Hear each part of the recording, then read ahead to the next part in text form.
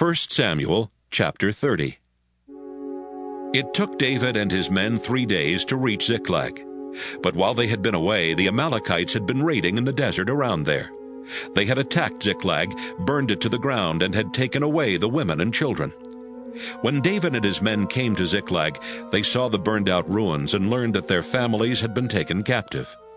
They started crying and kept it up until they were too weak to cry anymore. David's 2 wives, Ahinoam and Abigail, had been taken captive with everyone else. David was desperate. His soldiers were so upset over what had happened to their sons and daughters that they were thinking about stoning David to death. But he felt the Lord God giving him strength, and he said to the priest, "Abiathar, let's ask God what to do." Abiathar brought everything he needed to get answers from God, and he went over to David. Then David asked the Lord, "Should I go after the people who raided our town? Can I catch up with them?" "Go after them," the Lord answered. "You will catch up with them, and you will rescue your families."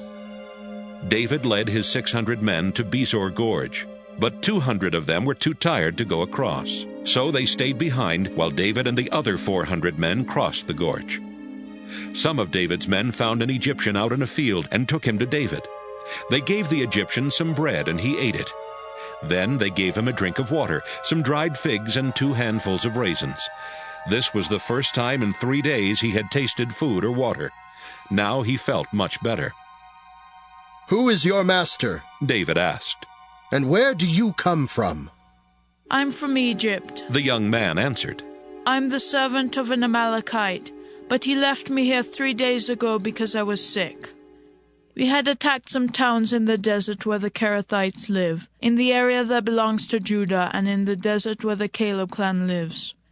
And we burned down Ziklag." "Will you take me to those Amalekites?" David asked. "Yes, I will, if you promise with God as a witness that you won't kill me or hand me over to my master." He led David to the Amalekites.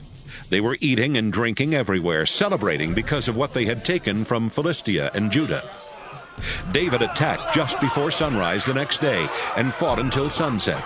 400 Amalekites rode away on camels, but they were the only ones who escaped. David rescued his 2 wives and everyone else the Amalekites had taken from Ziklag. No one was missing, young or old, sons or daughters. David brought back everything that had been stolen, including their livestock. David also took the sheep and cattle that the Amalekites had with them, but he kept these separate from the others. Everyone agreed that these would be David's reward. On the way back, David went to the 200 men he had left at Besor Gorge because they had been too tired to keep up with him. They came toward David and the people who were with him. When David was close enough, he greeted the 200 men and asked how they were doing. Some of David's men were good-for-nothings, and they said, "Those men didn't go with us to the battle, so they don't get any of the things we took back from the Amalekites. Let them take their wives and children and go." But David said, "My friends, don't be so greedy with what the Lord has given us. The Lord protected us and gave us victory over the people who attacked. Who would pay attention to you anyway? Soldiers who stay behind to guard the camp get as much as those who go into battle." David made this a law for Israel, and it has been the same ever since. David went back to Ziklag with everything they had taken from the Amalekites. He sent some of these things as gifts to his friends who were leaders of Judah and told them, "We took these things from the Lord's enemies. Please accept them as a gift."